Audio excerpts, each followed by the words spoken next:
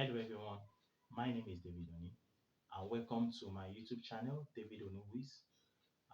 We want to use this medium to encourage you to subscribe to our channel, David Oni Wiz, W-I-Z, and also to leave your comment and to also press the notification button so that anytime we have a video, we want to send on YouTube, you can always be one of the people that will benefit from it. So today we're going to look at a different topic on government. On government, we're going to look at what we call structure and organization of government. Structure and organization of government. Structure and organization of government. In this topic, we're going to divide it into three segments. So we're not going to finish the topic today. Maybe after two subsequent videos, we'll finish it. But we're going to look at this topic. We're going to look at the legislative arm of government, legislative arm of government. We're going to look at executive arm of government, executive arm of government, and we're going to look at what we call the judicial arm of government. So we're going to look at the legislative arm of government, executive, and the judicial arm of government. So what do we mean by structure and organization of government? So by organ of government,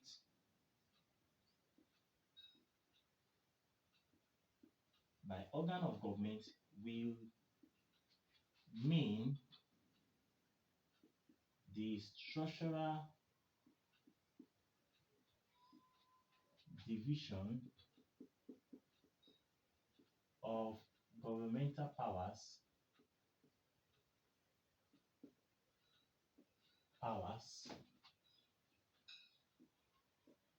among the three organs of government, namely the executive, legislative, and judicial arm of government. Government. So when you're talking about structure and organization of government, you're talking about the structural division of governmental powers among the three organs of the government. And what are these three organs of the government? We're talking about the executive, the legislative, and the judicial arm of government. Each of them performs different functions, and they act as a watchdog to each other. You will agree with me that the function of government are numerous. Modern government functions or responsibilities are numerous, and for that reason, it is imperative for these powers to be shared among the three organs of government to prevent tyranny, to prevent authoritarian government, to prevent excessive abuse of power. So when the power is what is being shared among the three organs of government, they can act as a check and balances to each other, thereby preventing a dictatorship. So the hallmark of governmental powers being shared among the three organs of the government is for quick laws to be made to prevent excesses on the part of the government or to prevent dictatorship on the part of the government, and so that these organs of the government can act as a check on each other. So don't forget that we have three organs of government or three arms of government. We have the executive, the legislative, and the judiciary. Now let us quickly look at the legislative arm of government. The legislature or the legislative arm of government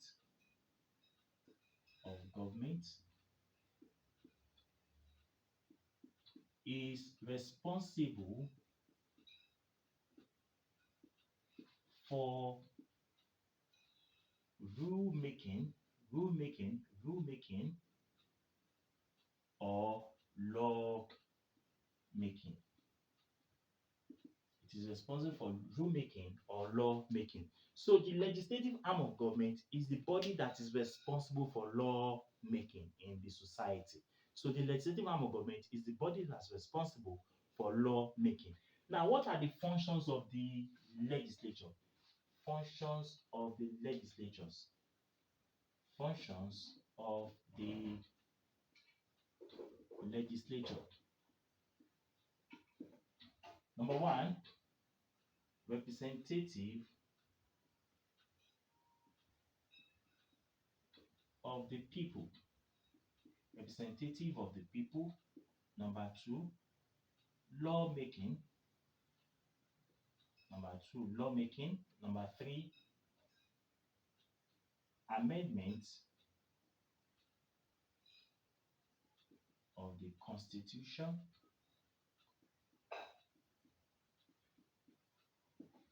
Number four, control of the executive.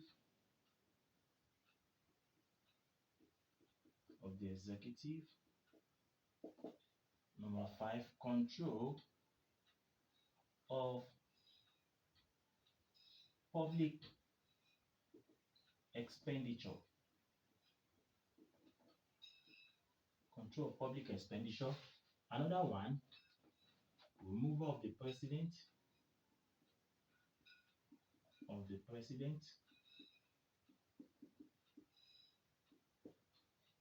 Another one, expression of public opinion.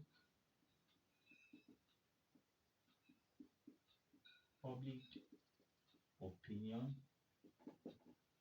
Another one, ratification of treaties.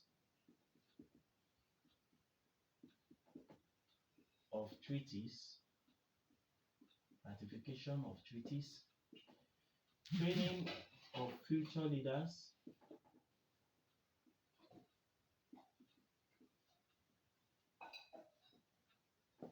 Another one, dissolution of the parliament.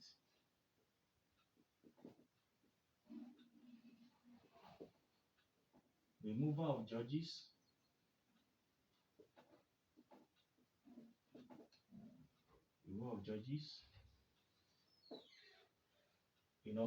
We have done 1, 2, 3, 4, 5, 6, 7, 8, 9, 10, 11. I think that 11 is enough. Is enough. So these are the functions of the legislature. Number one is what we call representative of the people, lawmaking, amendment of the constitution, control of the executive, control of public expenditure, removal of the president, expression of public opinion, ratification of treaties, training of future leaders, dissolution of parliament, and removal of judges. There's too many of them, like Pope functions, is also part of the function of the legislature. There are so many of these functions, but let us stop in this number 11. So let me quickly go through them. We have function of the legislature here, representative of the people. It is the legislature or legislative arm of government is the representative of the people in the parliament, because everybody cannot be in the parliament or in the position of lawmaking. So it is imperative for people to elect those that will represent them in the parliament. So the legislature or the so-called parliamentarians are the representative of the people, because they are being elected by the people to represent their interests or to speak on their behalf in the parliament. So that's one of their functions. Then number two, lawmaking.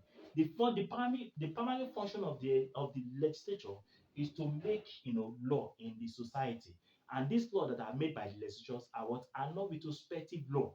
There are laws that are binding on everybody in the society, irrespective of who you are, whether you are rich or poor or whatsoever. Everybody must abide by the law.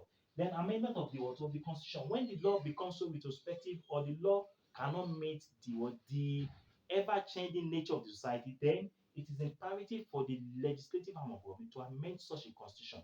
But there are processes or ways through which they will amend this constitution, which we are still going to discuss later on. They don't just make or amend constitutions just like that. There is a process of parameters they have to go through before the law can be amended. So one of their functions is the amendment of the constitution.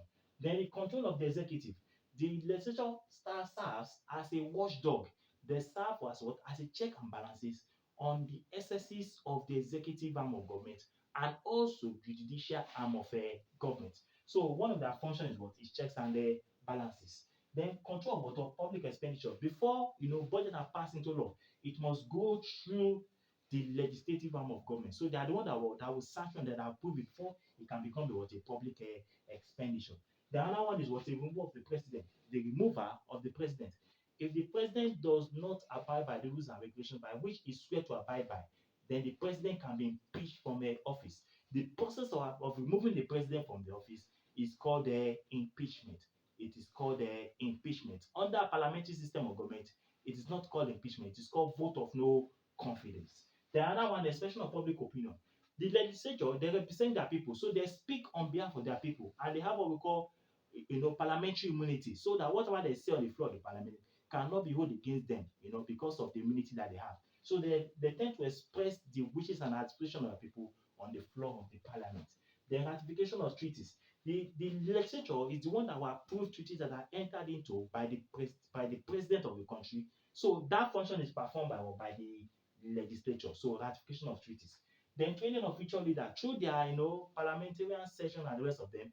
They help to train future leaders when for the future purposes. So future leaders or youth or the so-called politicians, they learn one or two things from the legislation. So they tend to prepare the future leaders of tomorrow through their parliamentary sessions. So they train them through that medium.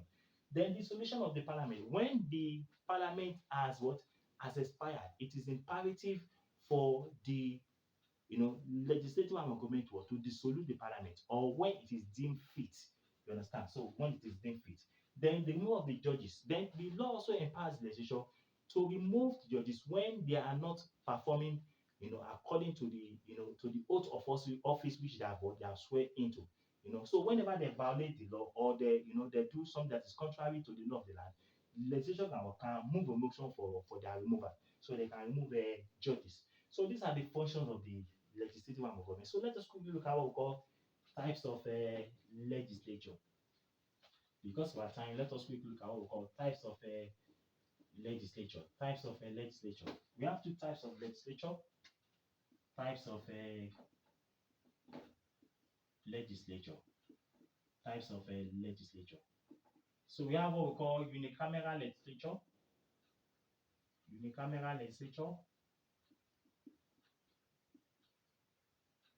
And two, bicameral legislature. Unicameral legislature and bicameral legislature. Now, what do you mean by unicameral legislature? When you talk about unicameral legislature, number one thing you should know is that unicameral legislature is what is usually adopted in smaller countries. It's usually adopted in smaller countries, and countries where they have homogeneous characteristics in common. Homogeneous characteristics in common. Homogeneous characteristics in common, or homogeneous traits in common. So it's usually adopted in a small country, or countries that have homogeneous characteristics in common, or they speak common language and they have common historical background. So what do you mean by unicameral legislation? Unicameral legislation is about the existence of one legislative chamber. So when a country is adopting a unicameral legislature, it means that the country has only one legislative chamber, under what we call unicameral legislature. Countries like Ghana and some other countries that are very small, they adopt unicameral legislature. Then another one is what we call bicameral legislature. When you talk about bicameral, it means what? Two legislative chambers. So these ones are usually adopted in large countries, and countries that have heterogeneous characteristics. Heterogeneous characteristics. Heterogeneous. So what do you mean by heterogeneous? They have what? They don't have common historical background. They have different languages. They have different historical backgrounds and the rest of them. So they are heterogeneous characteristics. So bicameral means what? The existence of two legislative chambers. And when you talk about the existence of two legislative chambers, you're talking about the upper house and the lower house. Upper house and the lower house. Upper house and the lower house. Nigeria is an example of a country that have bicameral legislature. Britain is an example. America is also an example. In Nigeria, we have two legislative chambers. We have the Senate and the House of Representatives. The Senate and House of Representatives. In the UK or in Britain, they have the House of Commons and House of Lords. The House of Commons and what? And the House of Lords. In Nigeria, it is called Parliament. So even in US, it is called the Congress. It is called the Congress, the House of Representatives, and the Senate also. So these are the types of legislature that we have: unicameral legislature and the bicameral legislature. In bicameral, you have upper house and the lower house. In unicameral, you have only one single house. So on that note, we're going to stop for today. I remain your humble servant, David Oni, and my YouTube channel is David Oni Wiz, WIZ, David Oni Wiz. Please kindly subscribe to this channel. Leave your notification, leave your comment, and leave your notification behind, and give us comment on how we can serve you better in this project that we are into. So till we meet next time, we're going to continue from where we stopped, from the types of legislature. We're going to look at the advantages of unicameral legislature and the advantages of disadvantages of a unicameral legislature. Then we're going to look at the advantages of bicameral and disadvantages of a bicameral legislation. Then from there, we'll move to what we call executive arm of government, where we have different types of executive. We're going to look at single executive and dual executive. Then we're also going to look at what we call the functions of the executive. What are the functions of the executive? Then we're going to look at what we call the judiciary. What do you mean by judiciary and the functions of the judiciary as well? Then from there, we round up on this topic. Till we meet next time, I remain your humble servant, David Oni. And my YouTube channel again, once again, is David Oni. Thank you and God bless. Bye bye.